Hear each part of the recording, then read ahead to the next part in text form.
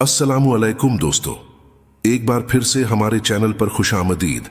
आज हम एक बेहद अहम और इबरतनाक वाकया आपके सामने पेश करेंगे कि एक औरत ने दूसरे औरत पर झूठा इल्जाम लगाया तो उसके साथ क्या हुआ, और यह भी जानेंगे कि इल्जाम तराशी इस्लाम में कितना बड़ा गुनाह है और इससे कैसे बचा जा सकता है। तो दोस्तों, इस वीडियो को लाजमी पूरा देखें और इसे अपने दोस्तों और फैमिली के साथ शेयर करें ताकि हर मुसलमान भाई इस अहम सबक से वाकिफ हो सके।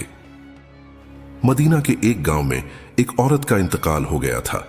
उसके जनाजे का इंतजाम हो रहा था और गुस्ल देने वाली औरतें उसे तैयार कर रही थीं। इसी दौरान एक औरत ने उस मुर्दा औरत के बारे में कहा कि उसका किसी गैर मर्द के साथ नाजायज ताल्लुक था। जैसे ही उसने ये बात कही, उसका हाथ मुर्दा औरत के जिस्म से चिपक गया। ये बात सुनकर गांव के लोग हैरत में पड़ गए। हर किसी के मन में सवाल उठने लगे कि आखिर ऐसा क्यों हुआ। उस औरत ने लाख कोशिश की पर उसका हाथ मुर्दा औरत के जिस्म से नहीं छूट रहा था। जनाजे का वक्त भी करीब हो रहा था और मुर्दा के जिस्म से बदबू भी फैलने लगी थी। लोग परेशान थे कि अब क्या किया जाए। गांव के सभी मौलाना और इल्म-ए-दीन से ताल्लुक रखने वाले लोग इकट्ठा हुए और उन्होंने फैसला किया कि इस औरत का हाथ काटकर मैयत को कब्र में दफनाया जाए। लेकिन उस औरत के खानदान वालों ने यह कहकर रद्द कर दिया कि हम अपनी खानदान की औरत को ऐसी हालत नहीं कर सकते। इसके बाद दूसरी सूरत यह बताई गई कि मैयत का हिस्सा काट दिया जाए और हाथ को आजाद करके मैयत को दफन किया जाए। पर इस बार मैयत के खानदान वालों ने एतराज उठा दिया कि हम अपनी मैयत की ये तौहीन बर्दाश्त नहीं कर सकते। प्यारे दोस्तों, उस वक़्त इमाम मालिक रहमहुल्लाह अलैहि भी थे। जब इमाम मालिक को इस वाक्य की खबर मिली तो वे फौरन गांव के लिए रवाना हुए। वहां पहुंचकर इमाम मालिक ने उस औरत से पूछा, क्या तुमने गुस्ल देने के दौरान इस मैयत के बारे में कोई बात कही थी? उस औरत ने सारा वाक्य इमाम मालिक को सुनाया और बताया कि उसने बाकी औरतों से कहा था कि इस मैयत का किसी गैर मर्द के साथ नाजायज ताल्लुक था। इमाम मालिक ने उससे पूछा, क्या तुम्हारे पास कोई गवाह है या कोई ठोस सबूत है जो इस इल्जाम को साबित कर सके? उस औरत ने जवाब दिया, नहीं, मेरे पास कोई गवाह मौजूद नहीं है।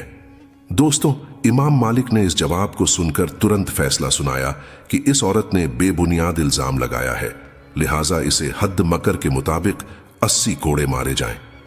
इमाम मालिक के हुक्म की तामील की गई और उस औरत को 80 कोड़े मारा गया। 80 कोड़े मारने के बाद ही उसका हाथ मैयत से अलग हुआ।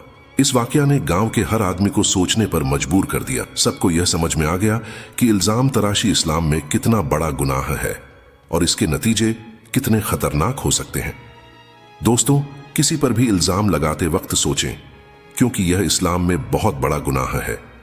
इल्जाम तराशी इंसान की इज्जत, जिंदगी और आखिरत बर्बाद कर देती है।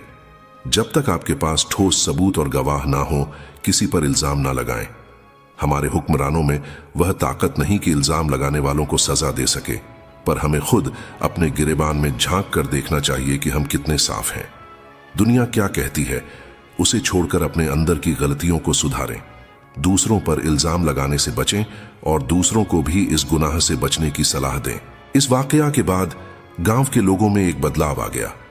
अब लोग किसी पर इल्जाम लगाने से पहले 100 बार सोचते और बिना गवाह और सबूत के किसी पर इल्जाम नहीं लगाते। इमाम मालिक के फैसले ने लोगों की आंखें खोल दी। इस्लाम में इल्जाम तराशी को कबीरा गुनाह करार दिया है। कुरान और हदीस में भी इसका जिक्र है कि किसी पर झूठा इल्जाम लगाना अल्लाह की नजर में एक बड़ा गुनाह है। इल्जाम तराशी से न सिर्फ उस इंसान की इज्जत खराब होती है, बल्कि गांव मोहल्ले में भी उसका नाम बदनाम होता है।